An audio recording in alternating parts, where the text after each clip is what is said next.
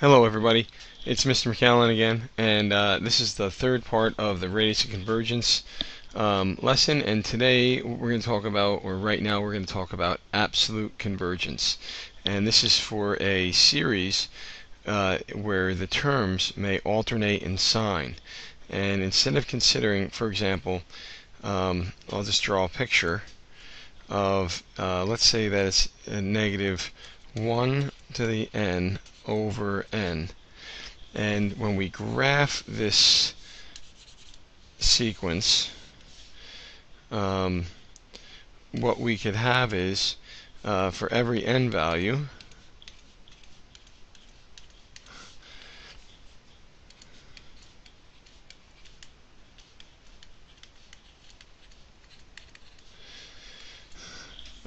we will have basically,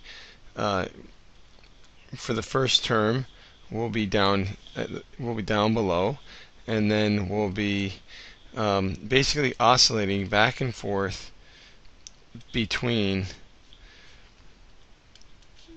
two values. And when you look at the function, you'll think that, well, it seems to be converging, but we're not quite sure. So what we do is we consider, well, if we're going to add up terms that maybe alternate in sign, for example, the terms for a to the n would equal, for this case, it would be negative 1 plus 1/2 minus 1/3 plus 1/4 minus 1/5, and so on. If we just consider, does the series converge if we consider the absolute value of the series? And if the absolute value converges, then surely the alternating series must converge. So there's a so with absolute you're checking for absolute convergence, you're basically, instead of considering the sum of all terms from a to the n, if you can show that the sum of the absolute value of the sequence converges, then this implies that the regular series converges. And I'll draw a picture in red ink. You could see how, if I can show that by flipping these terms into being positive terms, if I can show that these all converge when I add them up, because clearly they're all positive in value, if I can show that that sums up to a fixed value, then this is clearly lower in value, but would also converge to a fixed finite amount. So that's what they mean by when you consider absolute convergence. And one of the theorems in our book says that absolute convergence implies convergence. So if you can show that a series has absolute convergence, which we're showing here, then that implies convergence. So that's a quick discussion on that. And from our textbook, Finney, Domain, Waits, and Kennedy, they have an example where, in example 3, they say that the sum of, to prove convergence, to show that if we have a series where we have the sine of x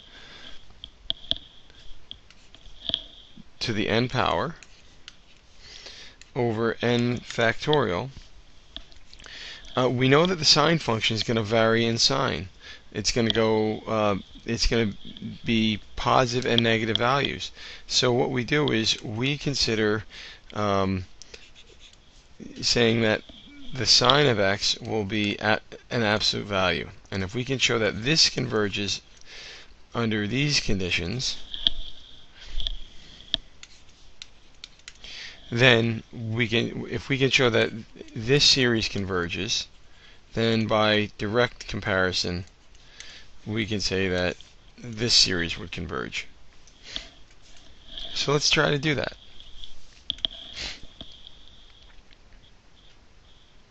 So we have the sum of the absolute value of the sine of x to the n power all over n factorial. And by comparison, I know that e to the x, as we discussed before, which is 1 plus x squared over 2 factorial plus x cubed over 3 factorial, basically x to the n over n factorial, I know that this converges absolutely, or it converges for all x values.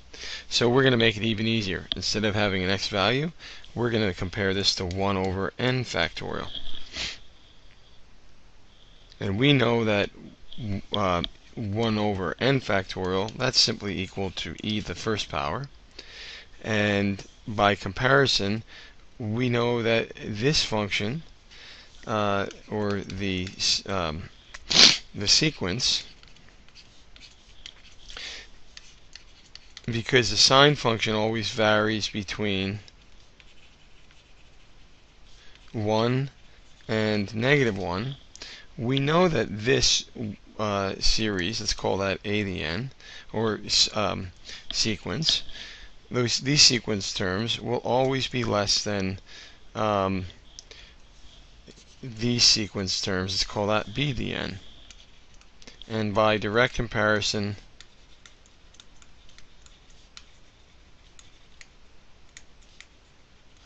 we have convergence.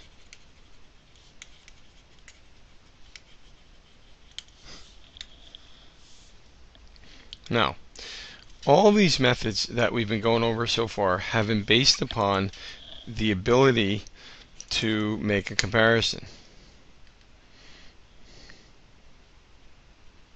And that's basically, we label this as direct comparison testing.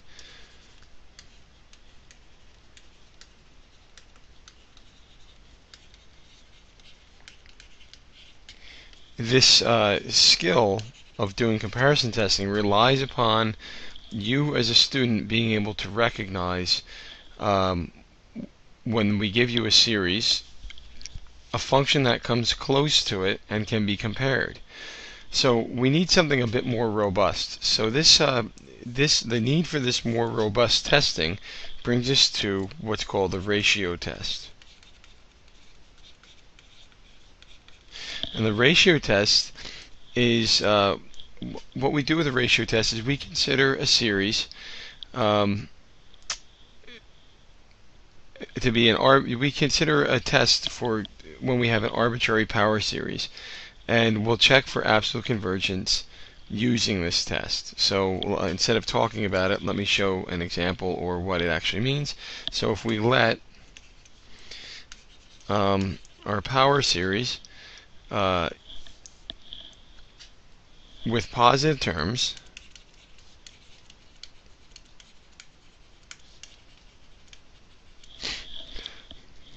and we consider taking a limit as n goes to infinity of a to the n plus 1, our next term, over our previous term, if we can show that that has a limit, we can come up with an idea on convergence. For instance, if we show that the limit L is less than 1, then we can say that we have convergence. If we show that the limit is greater than 1, then we can say divergence. If we say that the limit is equal to 1, the test is inconclusive.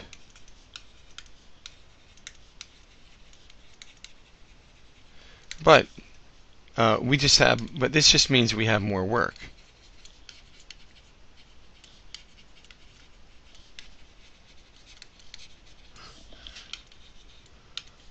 And I'm going to write after that, don't worry.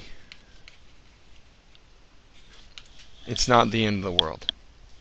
So in the next video, I'm going to do some examples with the ratio test to show you how we can use it, because I think I've exceeded my time for the YouTube post. So in the next video, we'll be doing some work with the ratio test.